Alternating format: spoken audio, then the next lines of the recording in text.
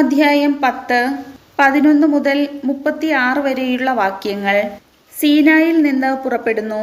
2-ാം വർഷം 2-ാം മാസം 20-ാം ദിവസം സാക്ഷ്യകൂടാരത്തിനു മുകളിൽ നിന്ന് മേഘം ഉയർന്നു.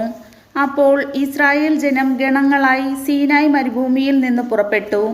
മേഘം പാരാൻ മരുഭൂമിയിൽ ചെന്ന് നിന്നു. മോശ വഴി കർത്താവ് നൽകിയ കൽപ്പനയനുസരിച്ച് അവർ ആദ്യമായി യാത്ര പുറപ്പെട്ടു.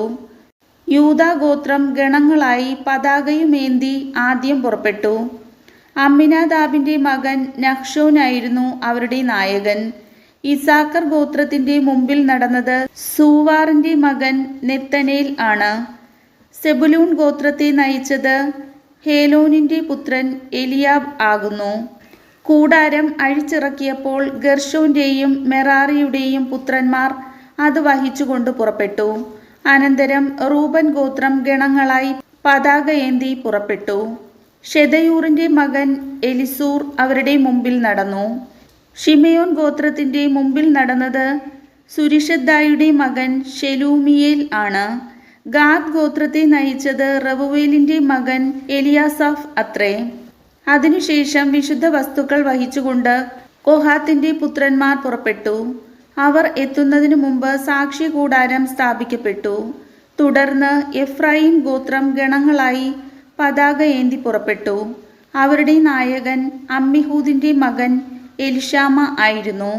മനാസെ ഗോത്രത്തിന്റെ മുമ്പിൽ നടന്നത് പെദാഹ്സൂറിന്റെ മകൻ ഗമാലിയേലാണ്. ബെഞ്ചമിൻ ഗോത്രത്തെ നയിച്ചത് ഗിദയോനിയുടെ മകൻ അബിദാൻ. ദാൻ ഗോത്രം അണികളായി പതാക ഏന്തി എല്ലാ സംഘങ്ങളുടെയും പിൻനിരയായി പുറപ്പെട്ടു. അമ്മിഷദ്ദായിയുടെ മകൻ അഹിയസർ അവരുടെ മുമ്പിൽ നടന്നു. ആശേർ ഗോത്രത്തിന്റെ മുമ്പിൽ നടന്നത് ഒക്രാന്റെ മകൻ പഗിയേലാണ്. നഫ്താലി ഗോത്രത്തെ നയിച്ചത് ഏനാന്റെ മകൻ അഹീറ. അണികളായി യാത്ര പുറപ്പെട്ടപ്പോൾ ഇസ്രായേൽ ഈ ക്രമത്തിലാണ് നീങ്ങിയിരുന്നത്. തന്റെ അമ്മായിയപ്പനായ മിദിയാൻകാരൻ റവുവേലിന്റെ മകൻ ഹോബാബിനോട് മോശ പറഞ്ഞു, കർത്താവ് ഞങ്ങൾക്ക് നൽകുമെന്ന് അരുളി ചെയ്ത സ്ഥലത്തേക്ക് ഞങ്ങൾ പുറപ്പെടുകയാണ്. ഞങ്ങളുടെ കൂടെ വരുക, നിനക്ക് നന്മയുണ്ടാകും. കാരണം കർത്താവ് ഇസ്രായേലിന് നന്മ വാഗ്ദാനം ചെയ്തിട്ടുണ്ട്. അവൻ പറഞ്ഞു, ഞാൻ വരുന്നില്ല. എൻ്റെ ദേശത്തേക്കും ബന്ധുക്കളുടെ അടുത്തേക്കും ഞാൻ മടങ്ങിപ്പോകുന്നു. അപ്പോൾ മോശ പറഞ്ഞു, ഞങ്ങളെ വിട്ടുപോകരുതെന്ന് ഞാൻ അപേക്ഷിക്കുന്നു. കാരണം മരുഭൂമിയിൽ പാളയമടിക്കേണ്ടതെങ്ങനെയെന്ന് നിനക്കറിയാം. നീ ഞങ്ങൾക്ക് മാർഗദർശിയായിരിക്കും.